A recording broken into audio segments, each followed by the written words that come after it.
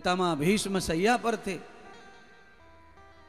पितामह भीष्म ने अपनी अंतिम इच्छा में कृष्ण भगवान को बुलाया और कहा, केशव तुम ही हो तारनहार, मुझे तार दो, पर तरने से पहले मैं गंगा जल पीना चाहता हूं और मेरी मृत्यु इस तरह सूलों पर क्यों हुई ये भी जानना चाहता हूं।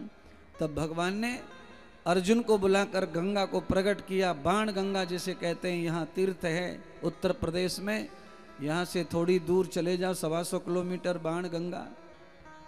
हस्तिनापुर के कुरुक्षेत्र वहीं पास में आ जाता है, उधर मेरठ के आगे।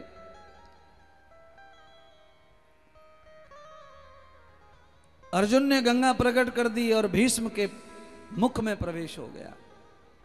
भगवान कृष्ण ने भीष्म की सूलों पे सोने की कथा सुनाई, पिछले जन्मों की। पिछले जन्म में किसी कीड़े के भीष्म के जूते से फिक जाने के कारण वो करील में जाकर, कांटों में जाकर फंस गया।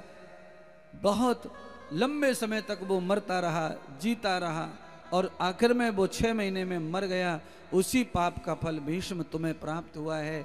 जब भगवान ने कहा तो प्रभु के चरणों में अपना पाप जानकर भीष्म ने मृत्यु को स्वीकार कर लिया और वो भगवान के धाम चले गए, कृष्णार्पण हो गए परमात्मा।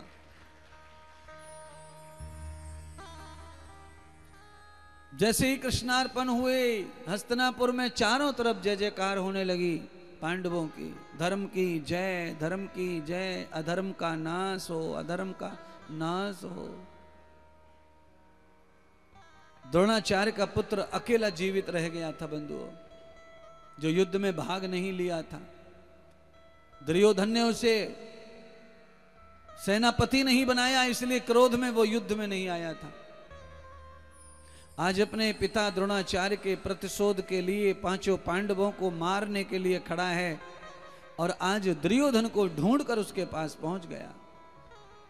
मित्र, चाहे तुमने मेरे साथ जो भी किया हो, पर मैं आज भी तुम्हें राजा मानता हूं और राजा की प्रजा के ऊपर अधिकार होता है। मुझे एक दिन आज भी तुम सेनापति बना दोगे, मेरी तमन्ना है कि महाभारत के युद्ध का सेनापति बनूं। तो आज भी पांडव जीवित हैं, मुझे सेनापति बना दो।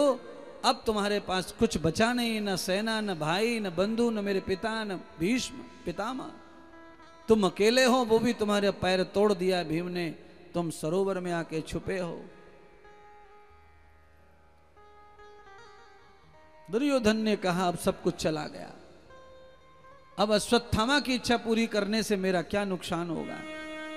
जाओ, पांडवों को अगर मार देगा तो मुझे खुशी मिलेगी, ऐसा सोचकर एक दिन के लिए अश्वत्थामा को सेनापति बना दिया और सेनापति सीधा पांडवों के महल की ओर बढ़ गया। उसमें पावर था, बल था।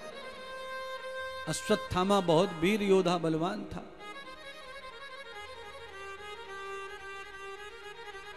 भगवान कृष्ण जानते थे कि अश्वत्थामा के पास ब्रह्मास्त्र है और अगर ब्रह्मास्त्र को उसने छोड़ दिया तो पांडवों का अवश्य मेव मरण आ जाएगा। और मैंने द्रौपदी को सदा सुहागन का वरदान दिया है, अगर द्रौपदी विधवा हो गई तो मेरे आशीर्वाद पर किसका विश्वास नहीं बचेगा, मेरा वचन झूठा हो जाएगा।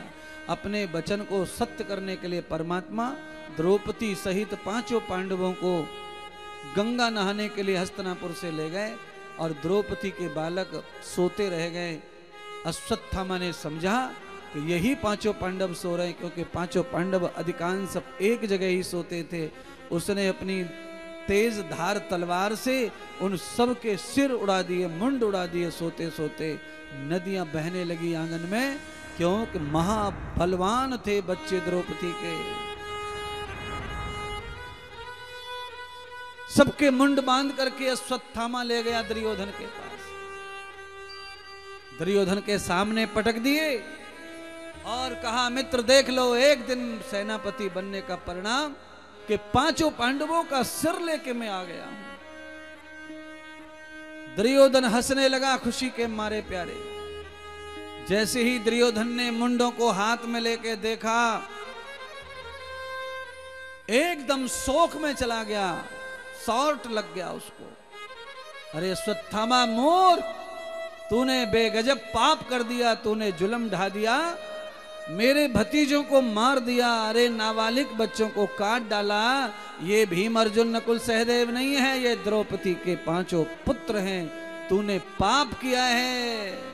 रोने लगा, दुख आ गया दुर्योधन के जीवन में।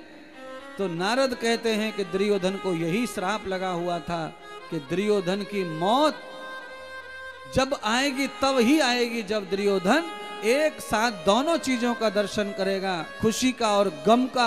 आज दुर्योधन ने खुशी देखी, फिर अचानक गम आया, तो दुर्योधन का जो वचन था वो पूरा हो गया, श्राप सफल हो गया और उसे मृत्यु आ गई, दुर्योधन भी समाप्त हो गया।